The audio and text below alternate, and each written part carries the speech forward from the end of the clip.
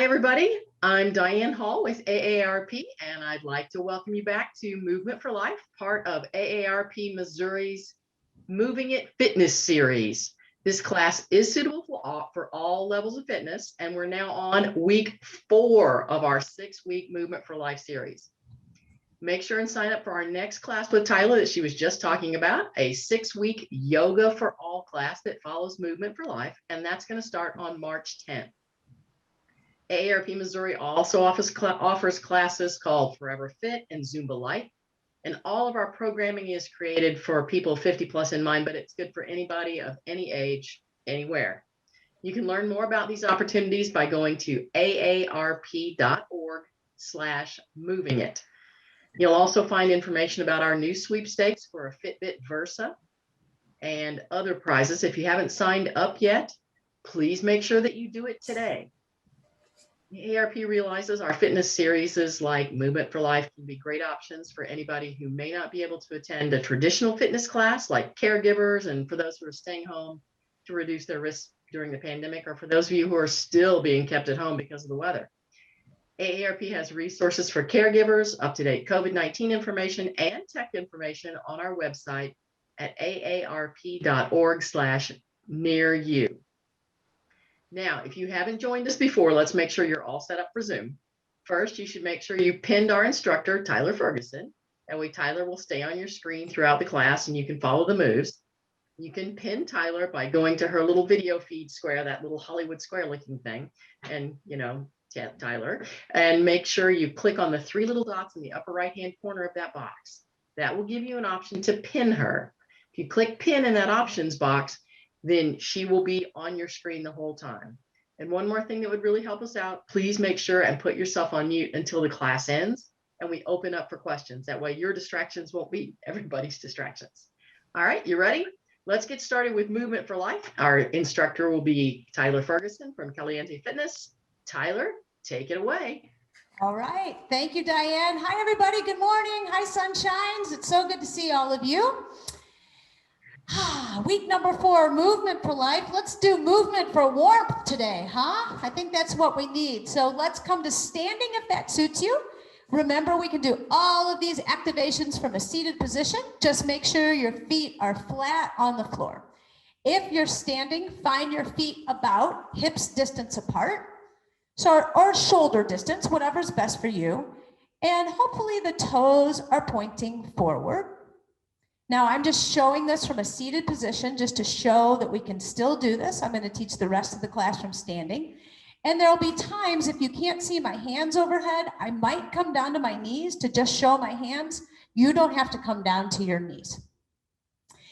Lift all 10 toes and spread them out nice and wide. And I know for some of you, this is a new challenge. And if they don't spread yet, just work on spreading them. You can look down, you can spread your fingers, that'll help the toes spread. Place the toes down on the ground and see if you can keep that space in between each toe. Elongate, get nice and tall from your toes down on the ground. And let's try it again. Lift all 10 toes, spread them out nice and wide, place them down on the ground. And one more time, lift the toes up wide and place them down on the ground. This time, all 10 toes, the pads on the bottom, press the pads into the ground like you're gripping a log or gripping something off the ground.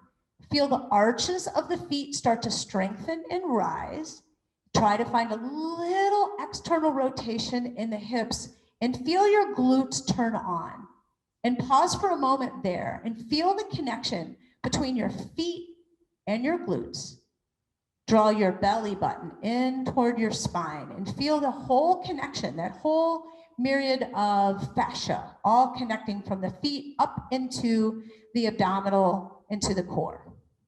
Good. And then release the grip from your toes. Let's try this. Can you tap your big toe down and leave your other 4 toes lifted?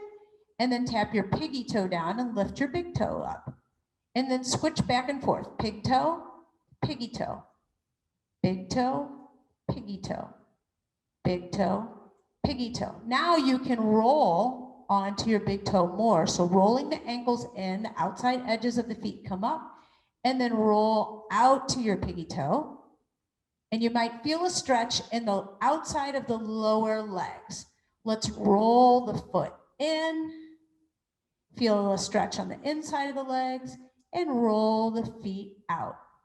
One more time, roll the toes in, the big foot in, so the toe pad, the piggy toe pad is up off the ground, and then roll out to the outside edge so the big toe mound is up off the floor. Let's bring the feet back to neutral, and then move up to the top of the head. Let's inhale the arms up to the sides. Now remember, for any shoulder injuries, you might only keep your arms just at shoulder height. When we reach overhead, you can just cross your hands in front of your chest and grab opposite shoulders for any time we reach overhead. So wherever you are with your shoulders today, inhale your arms up, reach overhead if that feels safe, or just to the shoulders if that doesn't feel safe. And then exhale the arms down. Let's incorporate some breath into our movement here on your own. Inhale your arms up. Your hands want to arrive at the top of your breath, so it's less about keeping up with me. Exhale your arms down to your side, and it's about you. This is about your experience. I want you to move with the speed of your breath. Inhaling your arms up when you're taking your inhale. Exhaling your arms down when you're taking your inhale, exhale. So ideally, we don't look all the same. You're having your own experience. You're in charge. On your next inhale, let's pause and take a bind at the top. You can grab opposite elbows. You can hug your biceps in. And for those people with shoulder injuries, stay right here with me. Start to pull your rib cage up out of your pelvic floor. So you're creating length in the torso here. Your biceps are up by your ears. And notice if your toes are still making contact with the floor. Big toe mound, piggy toe mound, and your heel. You want to have a slight bend in the knees here and a neutral spine. Let's exhale the arms down to the side. We'll talk about that neutral spine. So you don't want to be super sassy or super human cashew right now. Try to be nice and neutral in the spine with your natural curves. And remember, we externally rotate or we screw our feet down on the ground like jar lids, the right foot to the right, the left foot to the left, to help us turn on the stabilizing muscles of our hips. Let's start with our neck mobility like we do on most classes, in all of our classes. So chin goes down in front and then up, back, and long in the back. Down in front and up, back, and long. Notice when I bring my chin forward to the forward position, it's also forward and down. It's not forward like a chicken pecking. So that's important to keep the back of your neck safe. Pause here. Let's find our side to side glides. And I want you to think about where we started 4 weeks ago on these neck glides. And notice if you're finding a little bit more movement with these. If you're still beautiful, Charlotte, I can see your neck glides. Wonderful job.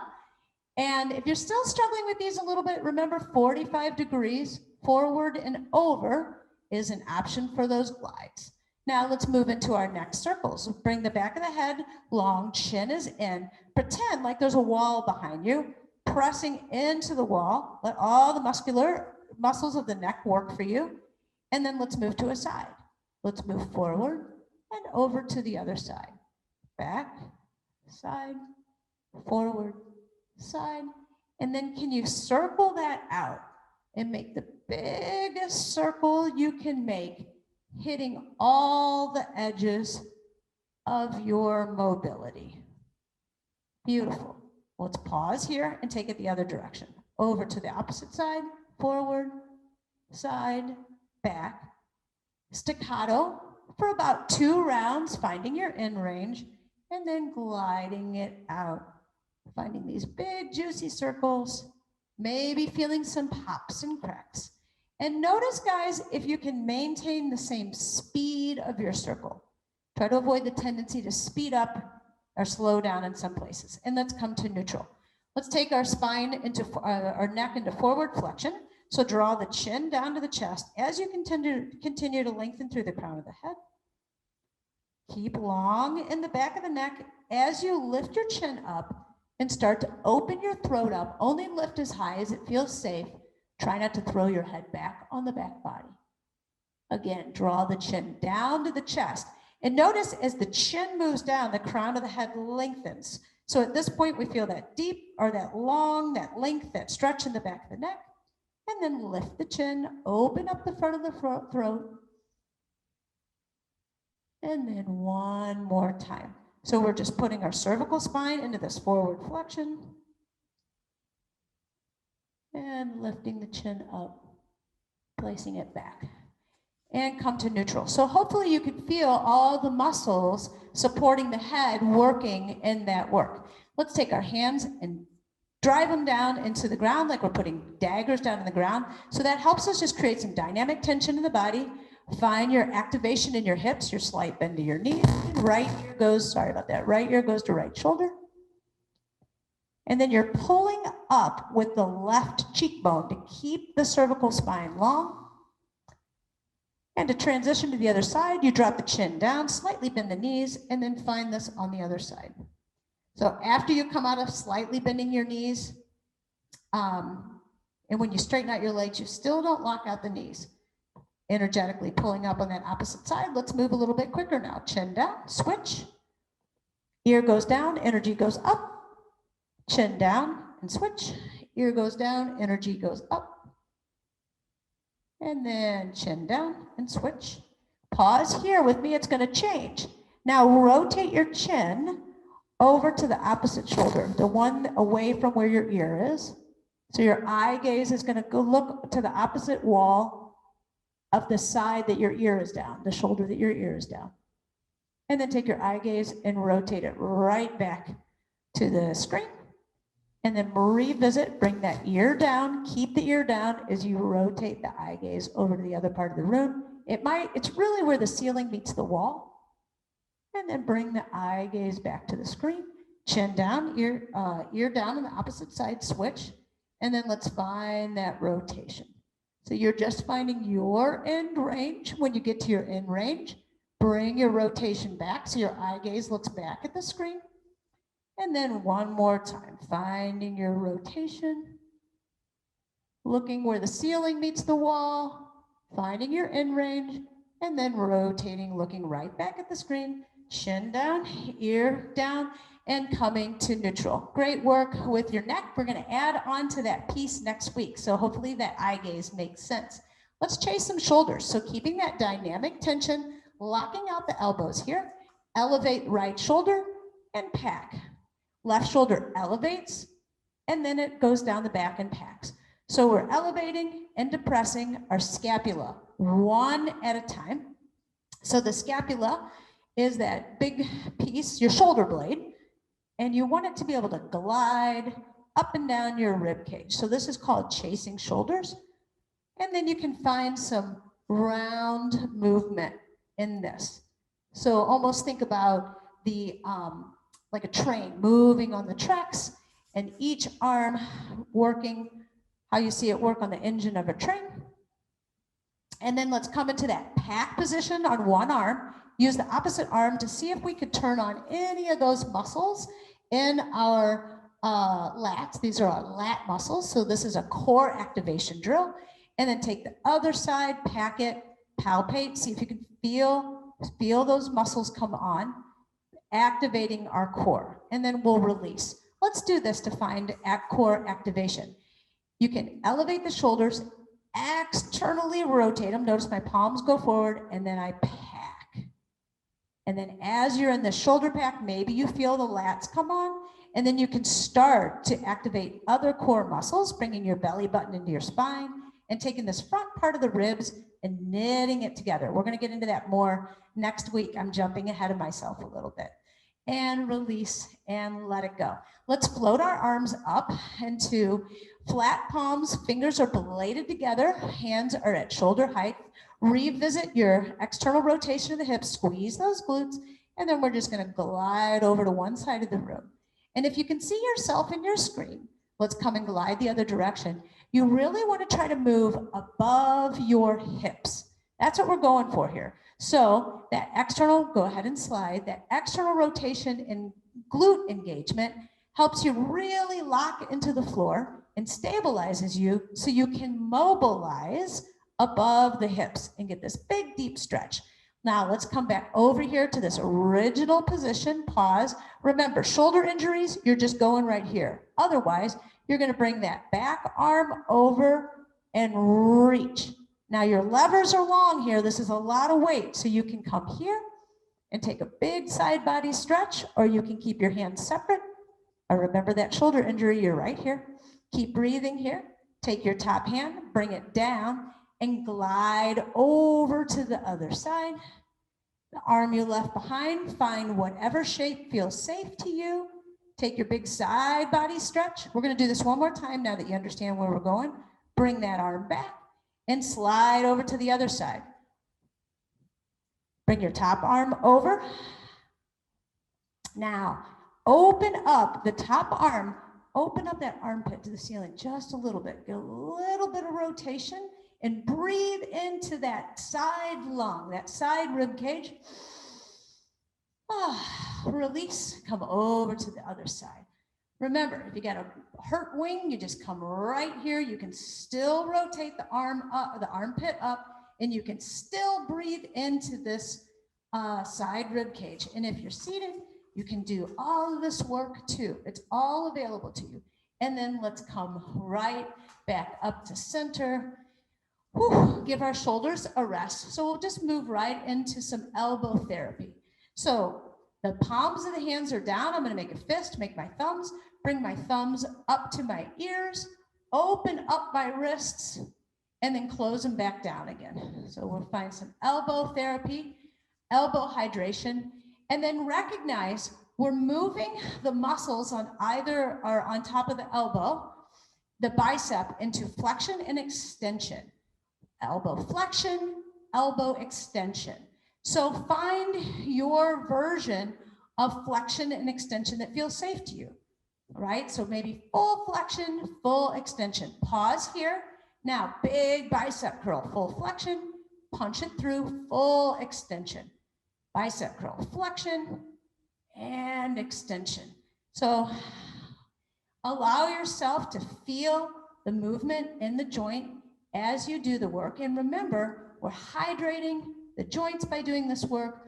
We're getting synovial fluid to move about the joint and hydrate it. Awesome sauce. Good work, guys. Let's get into our wrists.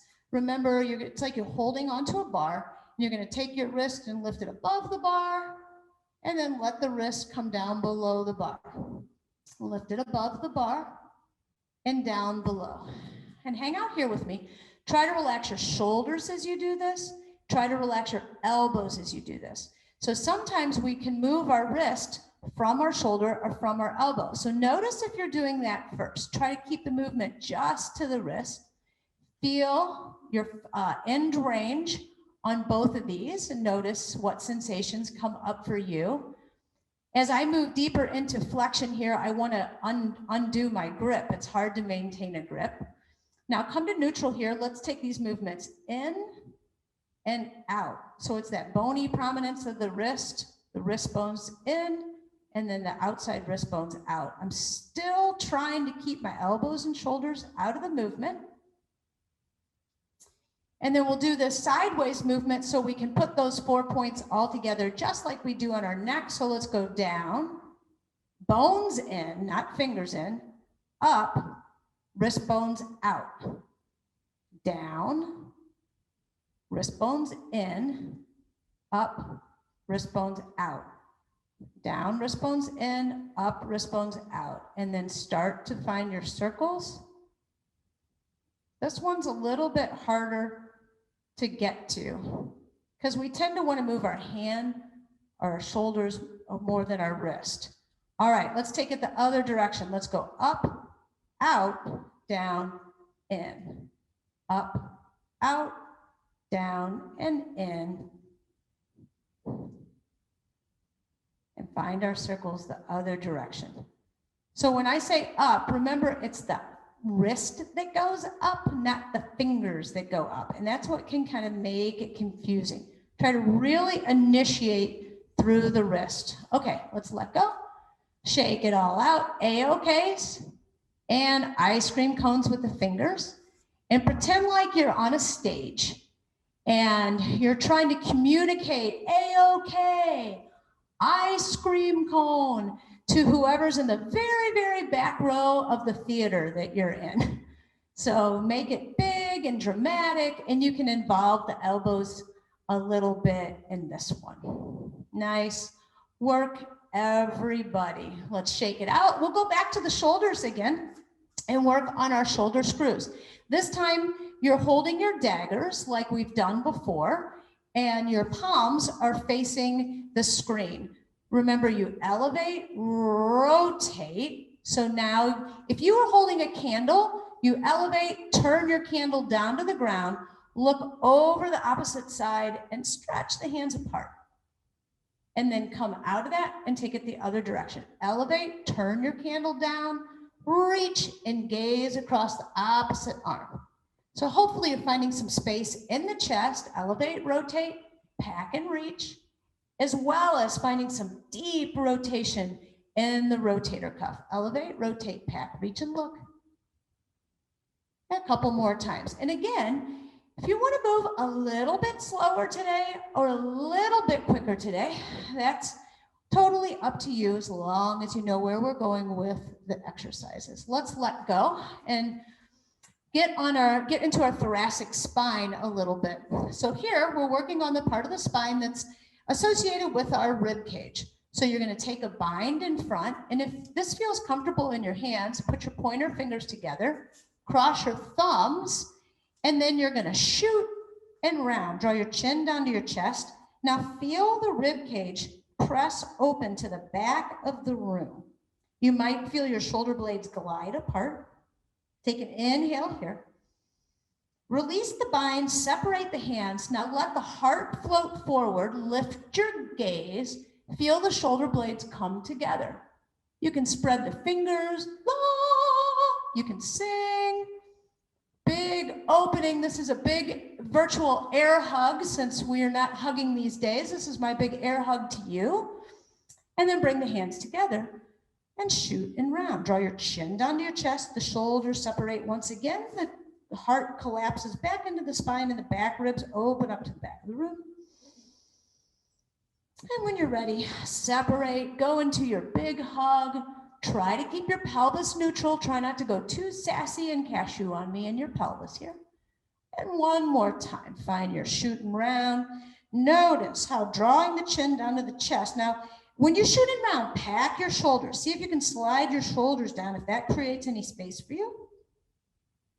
And then final time, peel it open. On this last peel open, you can even bend your elbows and sort of cactus your arms a little bit, spread the fingers, and then release and let it go. Now, last week we learned how to isolate our rib cage. So we're gonna play with that again. So the first isolation comes from our shooting round. So we let the heart drift forward. So the back ribs come to the spine. And then we let our heart cave in and our back ribs move to the back of the room.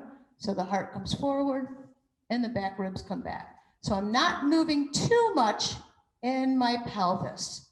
So you're popping the heart forward, collapsing the heart, popping the heart, collapsing the heart. So getting that movement in your thoracic spine. And I think I said last week, when COVID lifts and you go to your belly dancing classes, you're going to be ahead of the rest of the class. Now, let's find those movements side to side. So hands on the hips stay still. Ribs pop to the left, come back to center, pop to the right. Come back to center, left, back to center, and right. Good, so we've got our forward and back movement in our ribs, and we've got our side to side movement in our ribs. Now let's put it all together.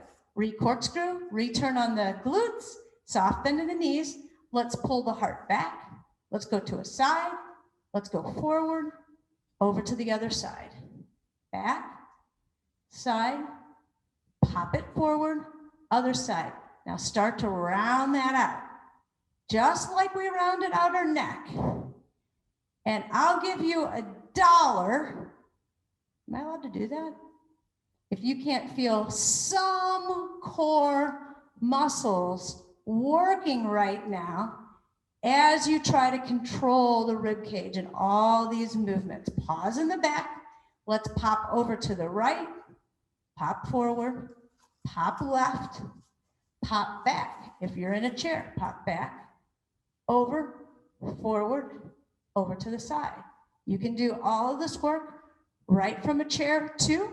Just make sure the back of your body, and then start to circle it out in the other direction. You just want to make sure the back of your body and the chair isn't touching the chair. You want to sit more forward. Oh, doesn't that feel delicious?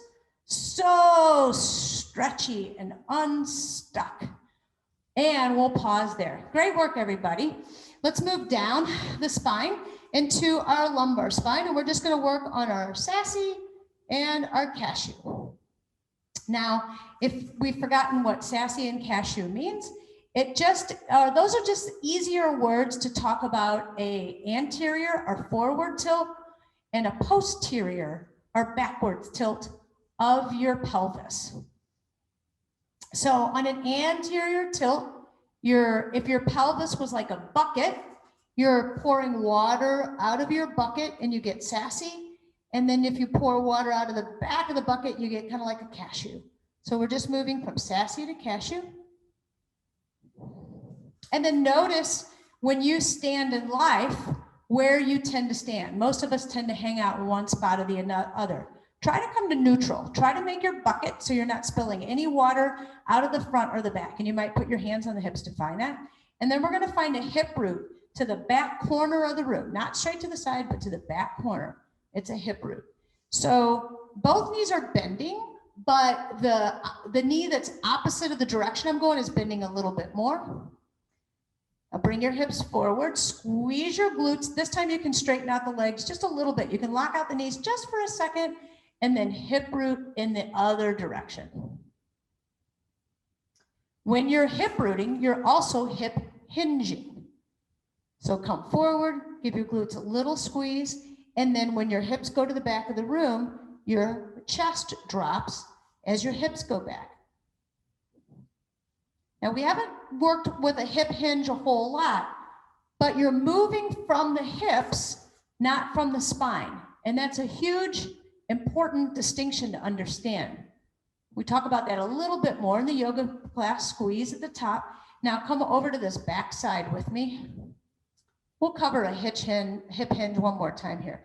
Now swish your booty across the back of the room and wind up on the other side. Good. And then swish it back. And then just notice all those little hip stabilizer muscles that you're talking to as you swish your hips back and forth. You're getting deep down. Maybe you can feel where the femur head reaches into the hip socket.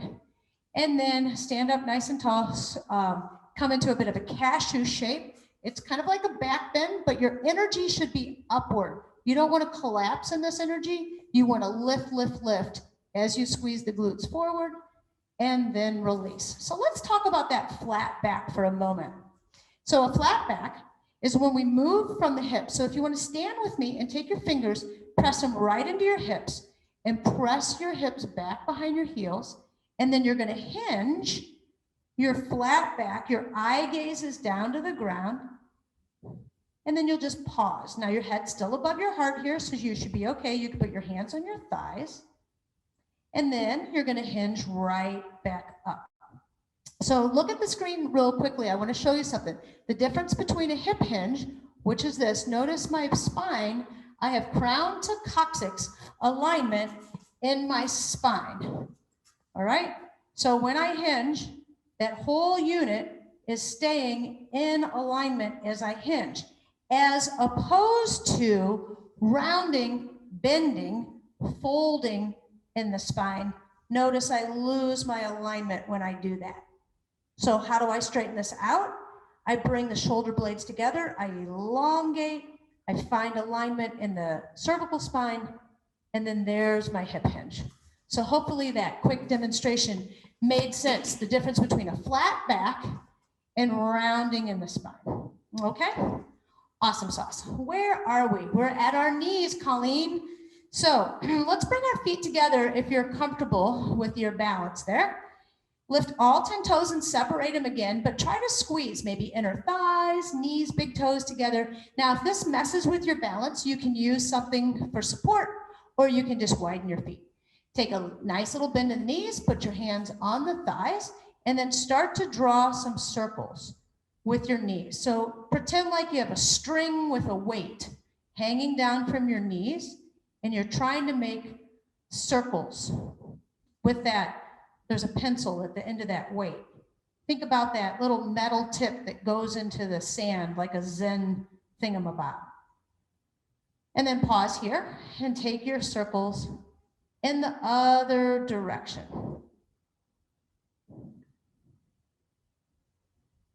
And then pause with me here. Now, let's stand up and come out of that for a second. Now, I want you to feel that big toe mound, piggy toe mound, and heel in the ground. And I want you to try to do this again. Make the circles as big as you can make them, that it feels safe, but try to stay connected. Big toe, piggy toe, and heel. Don't let any of that peel up, but make the biggest circles you can make. You're probably using that hip hinge. Think about your crown to coccyx alignment here. You don't want to have your head hanging down. So you're looking out in front of you more. Pause and take your circles the other directions.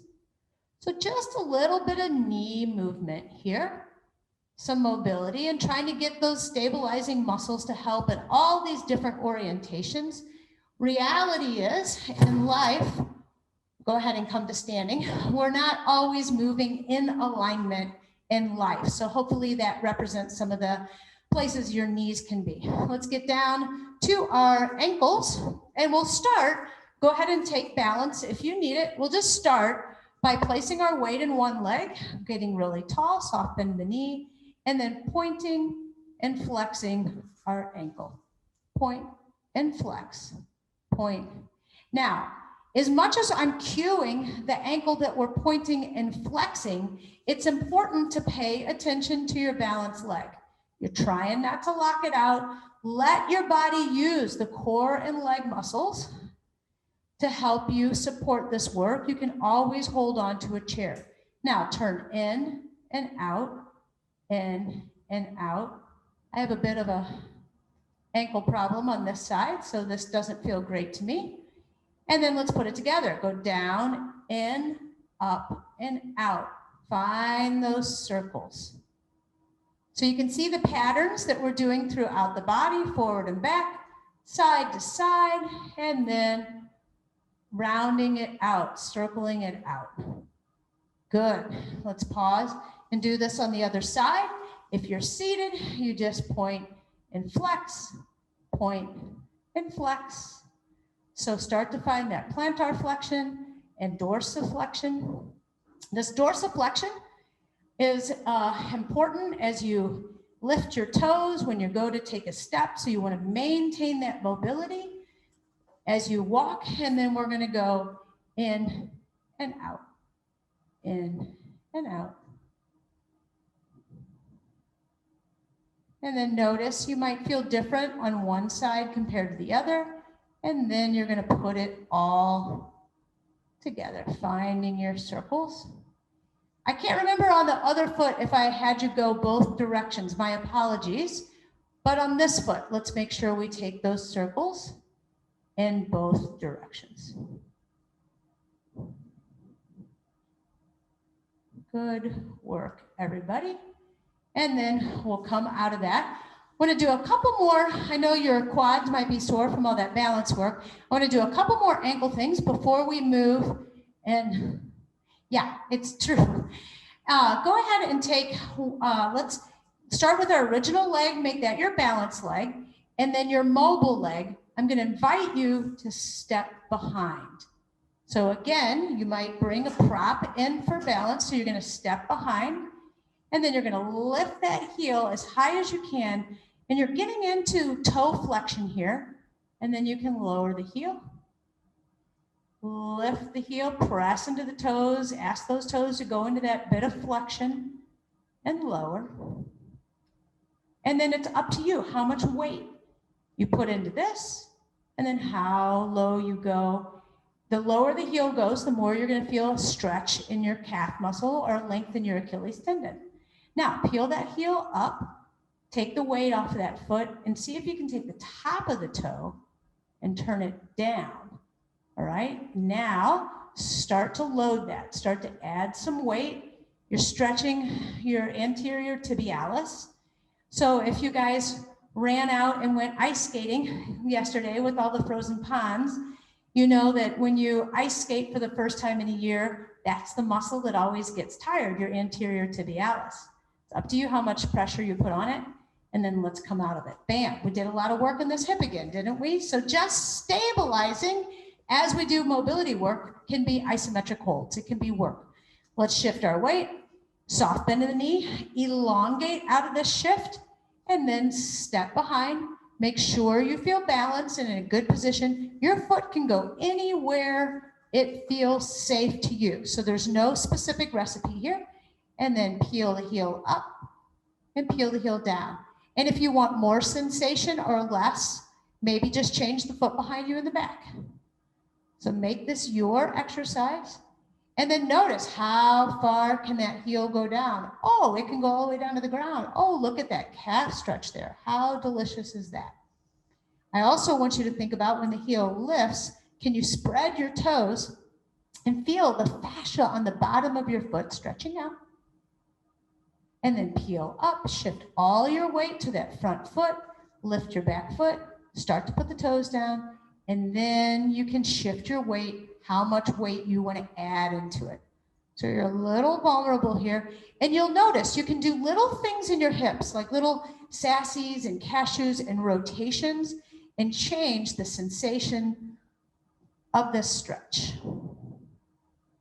Yeah, and you can even roll more under the back toe or the piggy toe of that back foot. I mean the big toe or the piggy toe of that back foot. Ba-bam, ba-da-bam, bam, let's bring it out. Awesome sauce. So that takes care of our ankles. We didn't do our hip stuff today. I think we can get that in and get our balance in. Let's go right back to that balance leg. Turn our knee in for our hip mobility. So we're trying to feel the femur head in the hip socket and then turn the knee out. Keeping the toes down on the ground as much as you want and trying not to rotate in the torso, trying to isolate the movement to the hip. And then if you want to lift the toes up off the ground and challenge your balance, you can do that. And then pause with me with this internal rotation and then swing it forward and then swing it back behind. Internally forward, internally back behind. Internal forward, switch to external rotation, bring it back behind. External rotation forward, external rotation behind. And external rotation forward and down. Good work. Shift weight, get onto the other leg, soft bend in the knee, internal and external. Remember, try to isolate just to the hip socket. And then option to keep the toes on the ground here or to find your balance either the whole time or just taking little taps in between each touch. And then pause with me internally here. Let's take that internal forward and back. Forward, swing it forward and back. Internal forward.